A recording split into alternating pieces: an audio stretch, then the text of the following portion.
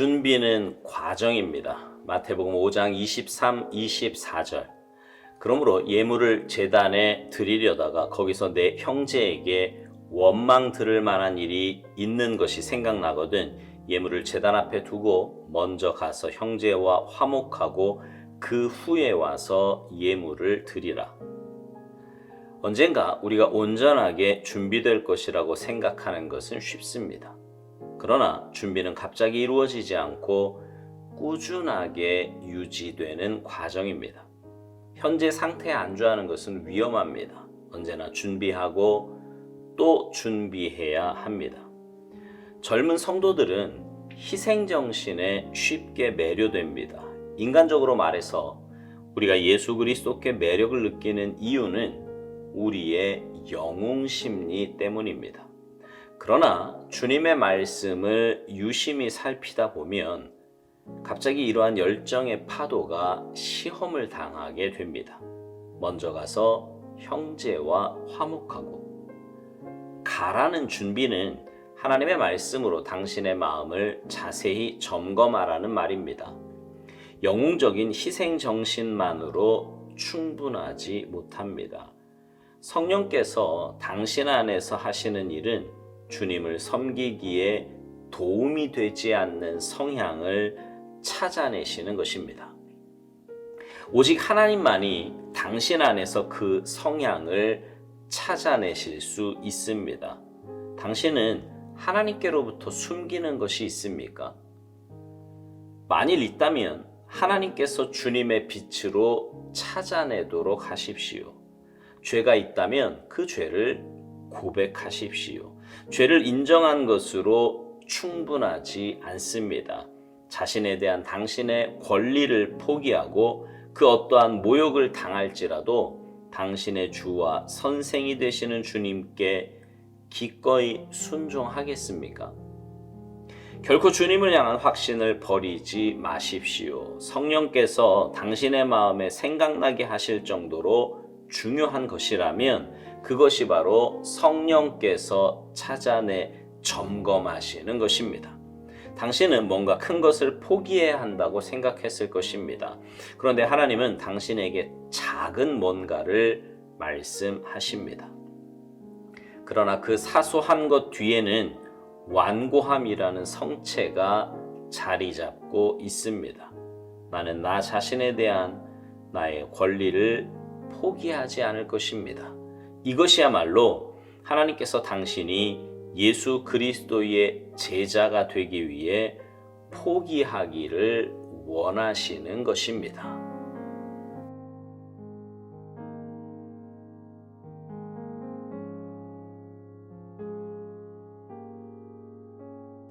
우리는요, 하나님의 자녀들입니다. 자녀는 부모를 닮는 게 정상이지요. 그러니까 우리도 주님을 닮아야 합니다. 주님께서 말씀하신 너희 아버지의 온전하심과 같이 너희도 온전하라는 것처럼 우리도 그렇게 주님 닮아가야 한다고요. 그런데 이것이 그렇게 말처럼 쉬운 게 아니지요. 제가 드렸던 말씀처럼 사실 이것은 불가능에 가깝습니다. 한 가지 길이 있는데 내 안에 계신 성령님께서 가르쳐 주시는 대로 회개하고 주님의 도우심을 따라 순종하여 행할 때 우리는 주님 닮은 제자가 될 수 있고 주님의 온전하심에 이를 수 있습니다.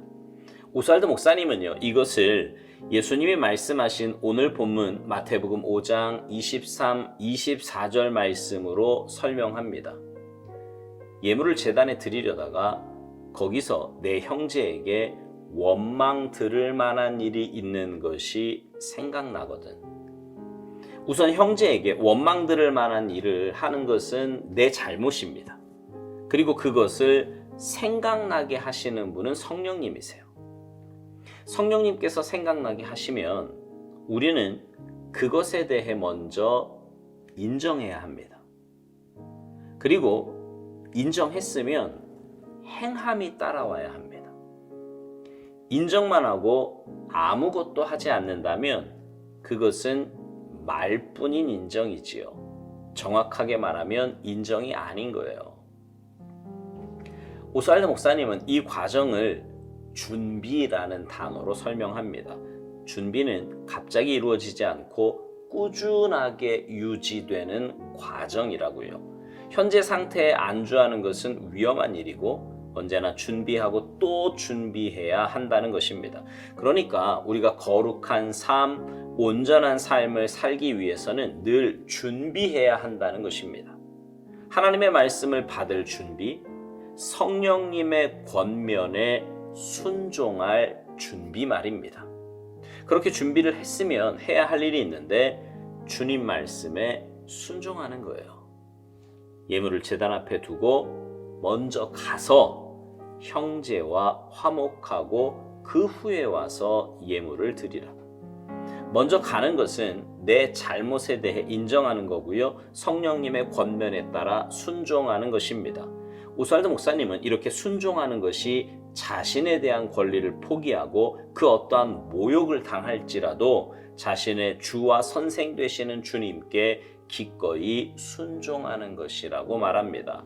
내 체면, 내 감정, 내 권리 이런 것보다 주님의 주인 되심이 더 중요하다는 말입니다. 그렇습니다. 주님의 주인 되심은 아무리 강조해도 지나치지 않습니다. 그리고 그렇게 주님의 말씀에 종된 자세로 온전히 순종하기 위해 성령님의 권면에 민감하게 반응해야 하며 온전히 순종하도록 준비되어야 합니다. 이것이 참된 그리스도인의 삶의 모습입니다. 오스왈드 목사님은 묵상 마지막에서 이런 말을 합니다. 당신은 뭔가 큰 것을 포기해야 한다고 생각했을 것인데 하나님은 당신에게 작은 뭔가를 말씀하신다는 거예요. 그러나 그 사소한 것 뒤에는 완고함이라는 성체가 자리 잡고 있다고요. 나는 나 자신에 대한 나의 권리를 포기하지 않을 것입니다 라고 말하는데 이것이야말로 하나님께서 당신이 예수 그리스도의 제자가 되기 위해 포기하기를 원하신다는 것이라고 말합니다. 그러니까 주님의 주인 되심을 방해하는 가장 큰 걸림돌은 바로 나의 완고함, 다시 말해 내 권리를 주장하는 자아의식입니다. 그러나 그것은 우리가 참된 주님의 제자가 되기 위해 당연히 포기해야 하는 것입니다. 사랑하는 성도 여러분, 여러분은 성령님의 권면에 귀 기울이며 사십니까? 주님의 참된 제자가 되기 위해 여러분의 자아를 주님의 십자가 앞에 내려놓고 계십니까? 성령님께서 여러분의 마음을 말씀의 거울 앞에서 정직하게 비추어 주실 때 여러분은 어떤 반응을 보이십니까? 이런저런 핑계를 대며 준비되지 못한 모습을 보이십니까? 아니면 그 권면에 나 자신을 온전히 내려놓고 주님의 도우심으로 행함의 자리까지 나아가십니까? 행함이 없는 믿음은 죽은 믿음입니다. 그리고 그 행함을 위해서 우리는 성령님의 권면에 귀 기울이도록 꾸준히 준비하며 살아야 합니다. 묵상으로, 말씀으로, 기도로, 예배로 늘 주님의 말씀이 내 마음과 생각에 들리도록 그래서 그 들린 말씀으로 내 삶을 비추어 보며 주님께서 주시는 권면에 순종할 수 있도록 그렇게 살아야 합니다.